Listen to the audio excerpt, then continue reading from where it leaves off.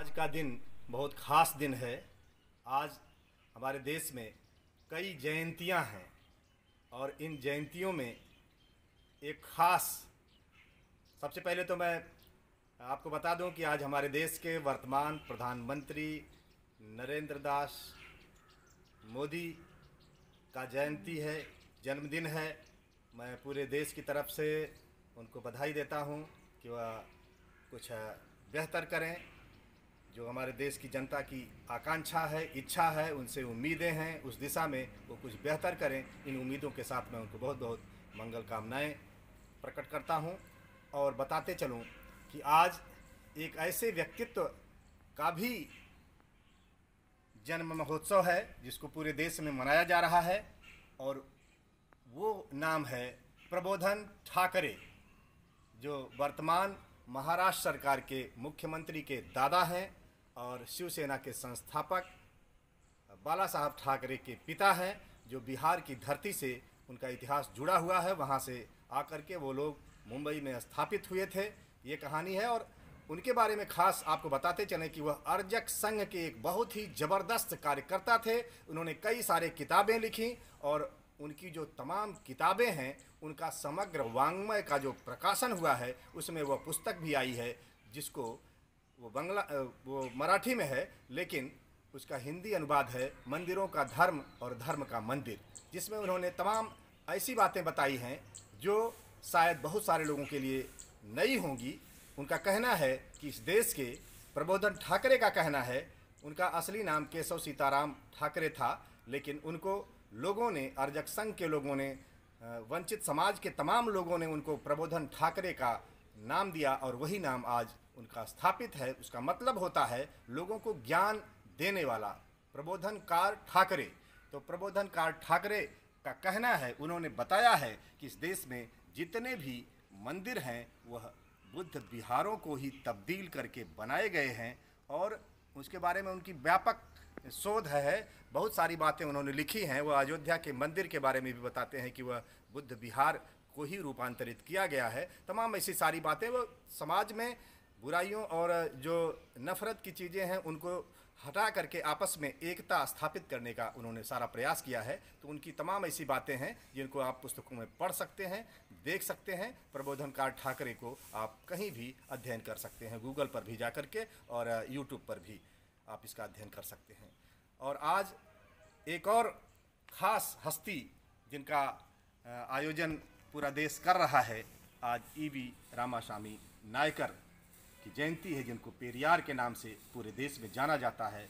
महामानव पेरियार, आज पेरियार के बारे में भी व्यापक चर्चा हो रही है। और मैं ख़ास तौर से आज हमारे साथ एक नौजवान साथी उपस्थित हैं, वो सम्राट बुझारत हैं, और सम्राट बुझारत से मैं आज चाहूँगा कि वह पेरियार के संदर्भ को लेकर के आज अपनी बात लोगों के सामने रखें, क्योंकि पेरियार आज प्रासंगिक हैं। तो मैं चाहूँगा कि सम्राट बुझारत अपनी बात शुरू करें।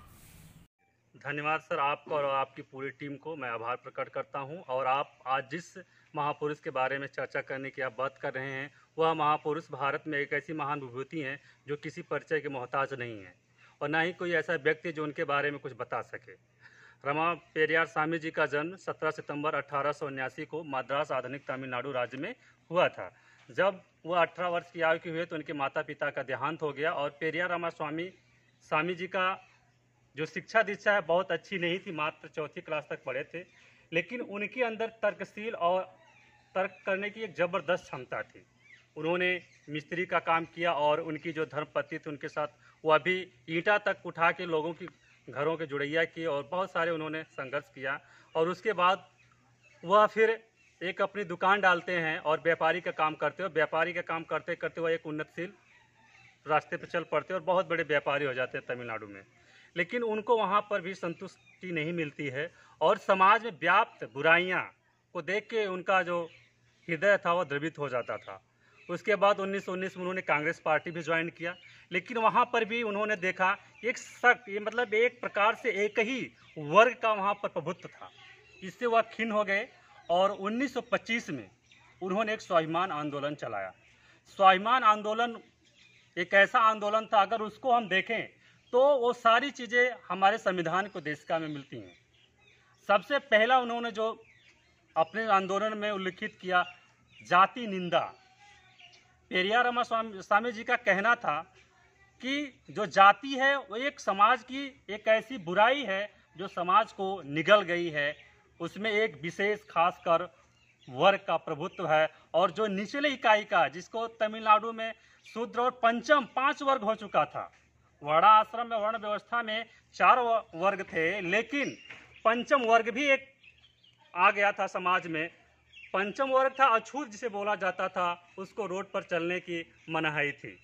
इन सारी चीज़ों को देखकर पेरियार जी ने जाति निंदा की व्यवस्था बने। उन्होंने चैलेंज किया कि ये जो सारी चीज़ें व्यवस्था बनाई गई हैं या किसी ईश्वर ने नहीं बनाई है। यहाँ के कुछ उनके शब्दों में, मेरा कुछ इसमें शब्द नहीं है, जो पेरियार जी ने जो लिखा है और जो बोला उन्होंने और जिसको लोगों ने कंठस्थ किया है, उनके शब्दों में मैं बता रहा हूँ कि पेरियार जी ने कहा, यहाँ जो ईश्वर को मानता है एक प्रकार का धूर्त है, वह लोगों को मूर्ख बना रहा और स्वयं भी मूर्ख है।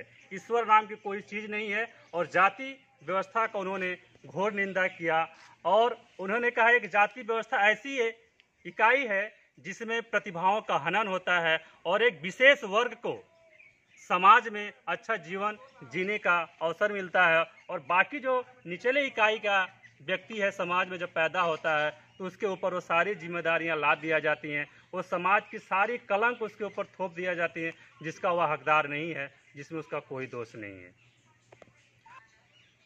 और सामाजिक निंदा के बाद उन्होंने जो सबसे ज़्यादा संघर्ष किया, सामाजिक न्याय। अगर हम बाबा साहब को भी पढ़ लें, संविधान के रचयिता जी को बारे में पढ़ लें, वह भी एक सब जगह लिखते हैं। उनकी एक बुक है लाइफ एंड मिशन। वहाँ पर उन्होंने लिखा है कि हमें तो सब आज़ादियाँ मिल गई, हम धार्मिक रूप से आज़ाद हैं, आर्थिक रूप से आज़ाद हैं, लेकिन जो हमें आज़ादी चाहिए सामाजिक आज़ादी के पक्षधर बाबा साहब भी थे और सामाजिक आज़ादी के पक्षधर पेरियार रामास्वामी भी थे। और वह कहते थे कि हमें सामाजिक आज़ादी चाहिए। आपको ये ज्ञात होगा 1924-25 ईस्वी में वाइकोम केरल में एक ऐसी जगह थी जो समाज का पंचम वर्ग था। एक प्रकार से चौथी इकाई के बाद एक सृजन हो गया था समाज में पंचम वर्ग। पेरियार जी के शब्दों में उस पंचम वर्ग के लोगों के जो मंदिर था या जो सड़कें थी उनको वहाँ चलने का अधिकार भी नहीं था। तो पेरियार जी ने बहुत ज़्यादा चिंतन किया और उसके बाद वहाँ आंदोलन चलाया और वाइकोम लोगों के लिए उस सड़कों पर चलने के लिए अवसर प्रदान किया। वह एक सामाजिक न्याय था। और महिलाओं के लिए संघर्ष, आप पढ़ेंगे, बाबा साहब को पढ़ लीजिए हिंदू कोड बिल, और उससे पहले पेरियार रामास्वामी जी ने महिलाओं के लिए भी संघर्ष किया। वह चाहते थे कि चाहे किसी भी वर्ग की महिला हो, उसको भी उतना ही अधिकार है पढ़ने का, लिखने का, जितना एक सबल या उच्च वर्ग के पुरुष को भी है। तो वहाँ उन्होंने महिलाओं के लिए भी संघर्ष किया। पेरियार ने पूरे समाज को जो संदेश दिया उसमें सबसे प्रमुख संदेश एक है कि लोगों को तर्कवादी होना चाहिए, वैज्ञानिक सोच का होना चाहिए और आंख मूंद करके अंधश्रद्धा, अंधविश्वास, अंधभक्ति में नहीं पड़ना चाहिए। और ये संदेश ही उनका सबसे जीवन का मुख्य संदेश बन करके उभरा है। उनको लेकर के तमाम लोगों ने, जो उनकी प्रतिमा लगी है, उस प्रतिमा के नीचे अंकित उनके विचारों को कुछ लोगों ने हाई कोर्ट में चुनौती दी, लेकिन कोर्ट ने भी इसी तरह का फैसला सुनाया कि उस चीज़ को उन्होंने जिया था और वह उनके अनुभूति का विषय, उसको उन्होंने अनुभव किया था और वह अपने संदेश को समाज के सामने रखना चाहते थे, इसलिए उसमें कोई तब्दीली नहीं की जा सकती। तो मैं सम्राट बुझारत जी से चाहूँगा कि वो इस संबंध में अपने और भी उनसे संबंधित जो भी संदेश समाज के लिए उपयोगी हो उसके बारे में चर्चा करें, इस चर्चा को आगे बढ़ाएं। पेरियार रामास्वामी जी की मूर्ति के नीचे शब्द अंकित हैं। अपने संपूर्ण जीवन में उन्होंने संघर्ष करके हासिल किया। उन्होंने शब्द लिखवाया है और उस शब्द पर कुछ विशेष वर्ग के लोगों ने मद्रास हाई कोर्ट में चुनौती दिया कि यह शब्द जो लिखा गया है यह विशेषकर धार्मिक भावनाओं को आहत करती है। लेकिन मद्रास हाई कोर्ट के न्यायाधीश, मुख्य न्यायाधीशों की जो पैनल बैठी, उसमें यह निर्णय दिया गया कि पेरियार रामास्वामी जी के मूर्ति के नीचे जो शब्द लिखे गए हैं वह कतई किसी भी तरह से किसी धर्म, किसी जाति, किसी विशेष वर्ग के भावनाओं को आहत नहीं करती हैं। पेरियार रामास्वामी जी को इसलिए याद किया जाता है कि जब से उन्होंने अपने संघर्ष को स्टार्ट किया जीवन में बुराइयों को खत्म करने के लिए, कभी वह अपने सिद्धांत से समझौता नहीं किए। वह किसी भी धर्म को नहीं मानते थे, यहाँ तक कि वह ईश्वर को जन्म देने वालों को धूर्त बताते थे। वह कहते थे कि ईश्वर नाम की कोई चीज़ पृथ्वी पर उपस्थित नहीं है। वह यहाँ तक कहते थे अगर ईश्वर है, अगर जानकार लोग हैं, तो स्वर्ग में लोग सारी चीज़ें पहुँचा दे रहे हैं, मेरा एक मैं लोटा रख देता हूँ, उसमें जल भर के या कुछ भर के उसको आप एक मंजिल तक पहुँचा दीजिए, जो यह संभव नहीं है। और पेरियार जी ने जो समाज में एक प्रकार का उदय किया, तमिलनाडु में जो शूद्र थे उनको एक अच्छे जीवन जीने की उन्होंने अवसर प्रदान किया। जैसा कि सर ने बताया, वहाँ 2 पार्टियां हैं और पेरियार जी के ही कारण ये 2 पार्टियां वहाँ पर सत्ता में हैं। और उन्होंने पाखंड, धर्म, अंधविश्वास, सारी चीज़ों पर उन्होंने बहुत ज़्यादा प्रहार किया। लेकिन हमारी विचारधाराएं क्या हैं? हम विचारधारा का विरोध नहीं करते हैं, हम व्यक्ति का विरोध करने लग जाते हैं, जो कि समाज में बहुत बड़ा ही दुखदायी है। हमें विचारों का विरोध करना चाहिए, हमें विचारधारा का विरोध करने का हर भारतीय को अधिकार है, हमारा मौलिक अधिकार है। लेकिन किसी व्यक्ति का जब हम विरोध करते हैं तो समाज उन्माद पैदा करता है। पेरियार रामास्वामी ने किसी व्यक्ति, किसी धर्म का विरोध नहीं किया। उन्होंने जो समाज में जो विचारधाराएं चल रही थी उसको देखकर उन्होंने उसका विरोध किया और उसको समाप्त करने के लिए संपूर्ण प्रयास किया। और उनका कहना था कि किस आधार पर हम ऊंच नीच, छोटा बड़ा किस आधार पर मापते हैं। लोग कहते हैं कि यह जातियां बहुत बड़ी हैं और ये जातियां छोटी हैं, तो आप किस आधार पर किस जातियों को नाप रहे हैं? कौन सा पैमाना है आपके पास? कौन सा मीटर रखे हैं आप? अगर व्यक्ति की लंबाई ऊंचाई आप नापते तो समझ में आता है ये व्यक्ति 5 फुट लंबा, यह व्यक्ति 4 फुट छोटा है, यह व्यक्ति मोटा है, यह व्यक्ति पतला है, यह व्यक्ति गोरा है, यह व्यक्ति काला है। ये सारी चीज़ें तो मापी जा सकती हैं, लेकिन किस आधार पर जातियों का मापन किया जाता है यह उनके समझ से परे था। इसीलिए उन्होंने जाति व्यवस्था का घोर विरोध किया और उसको समाप्त करने के लिए अथक प्रयास किया। आज उन्हीं की देन है कि तमिलनाडु में जो पंचम वर्ग था उसको आज एक अच्छा जीवन जीने का अवसर मिला है। अभी सम्राट बुझारत जी ने एक अच्छी बात कही कि हम विचारों को, जो विचार हमारे इस समाज के लिए हानिकारक हो जाते हैं, उनको समाप्त करना, उनको हटाना और अच्छे विचारों को स्थापित करना, यह हमारी कोशिश होनी चाहिए। कई बार हम व्यक्तिगत विरोध पर उतर आते हैं, इससे हमारा आंदोलन, हमारा प्रयास कहीं न कहीं हानि उठाता है। और हम देख रहे हैं कि समाज में जो विशुद्ध ब्राह्मण परिवार में पैदा हुए अनेक ऐसे लोगों का उदाहरण है जिन्होंने हमें पाखंड और अंधविश्वास से ऊपर उठने में बहुत बड़ी मदद की है। उसमें महापंडित राहुल सांकृत्यायन का नाम हमारे सामने है। हमारे सामने आज की डेट में आजमगढ़ में अगर हम बात करें तो गिरिजेश तिवारी जैसे लोग हैं जो लगातार लोगों में वैज्ञानिक चेतना भरने का, लोगों के व्यक्तित्व निर्माण का अथक प्रयास करते जा रहे हैं। कामरेड हरिमंदिर पांडे जैसे लोग हैं जो जनता को जगाने का लगातार काम कर रहे हैं। तो ये हम नहीं कह सकते कि किस समाज, किस परिवार से किसके अंदर मानवीय संवेदना का चरम पैदा होगा और वह लोगों को आगे लेकर चलेगा। हाँ, जब पेरियार साहब थे उस समय कुछ चीज़ें निहायत जो हानिकारक थीं वह चरम पर पहुंच गई थीं।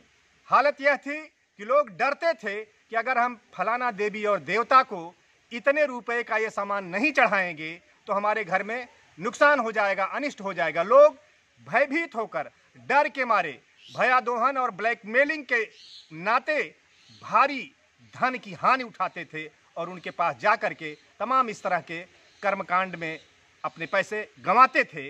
इसलिए उनको यह निर्णय लेना पड़ा कि उन्होंने अपने पैसे, बहुत कठिनाई से पैसे जुटाकर, खेत बेच करके भी उन्होंने एक ट्रक खरीदा और उस ट्रक में उन सभी वहाँ प्रचलित देवी देवताओं को इकट्ठा किया और कहा कि इनसे डरना बंद कर दो।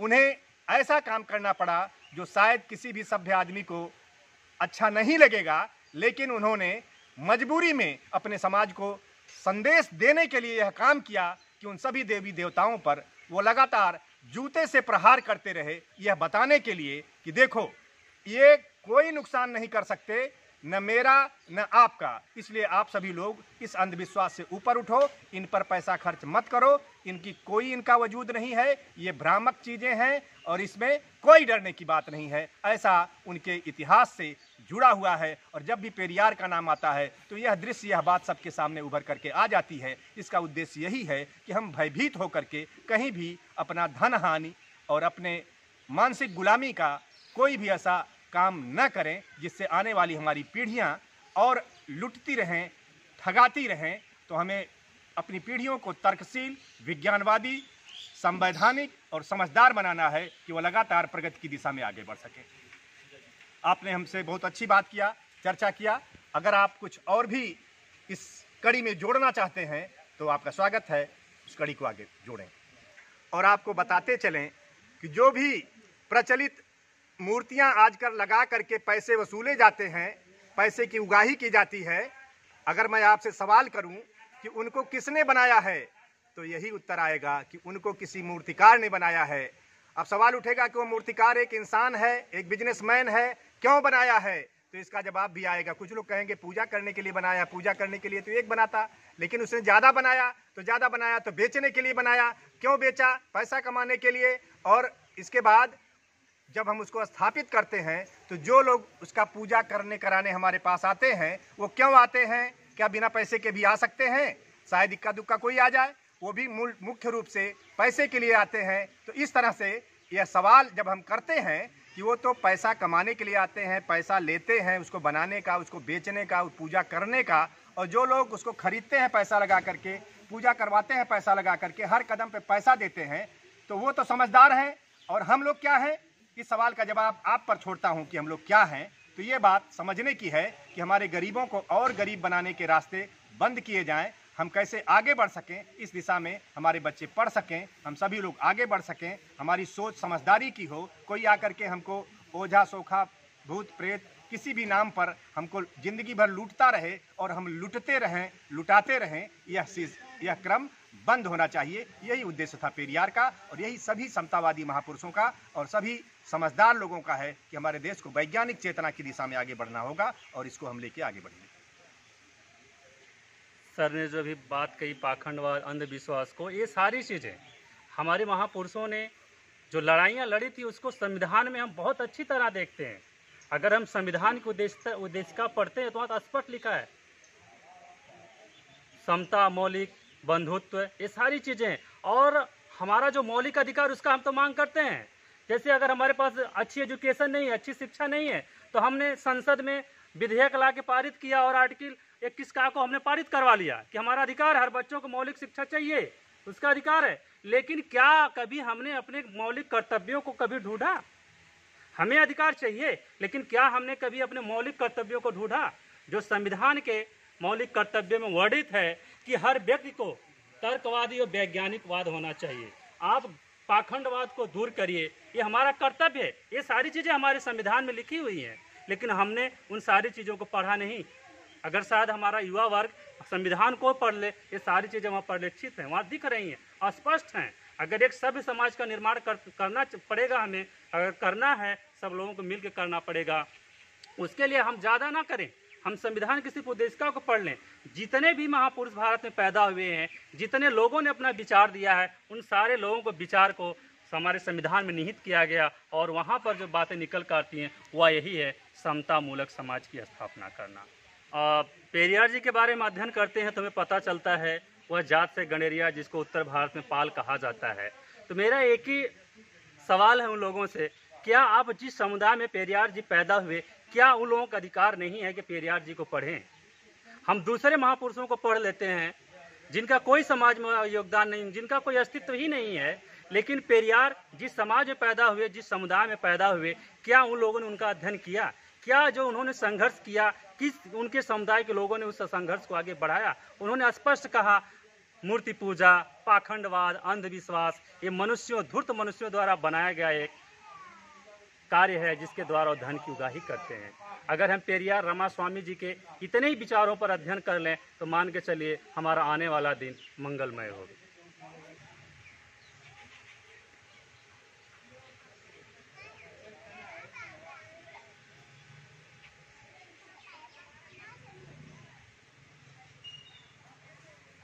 बहुत ज़रूरी है कि जो मैं आगे चर्चा करने जा रहा हूं, उस चर्चा के बिना आज का दिन कम से कम पूरा नहीं हो सकता, क्योंकि आज पूरे देश में विश्वकर्मा जयंती भी मनाई जा रही है।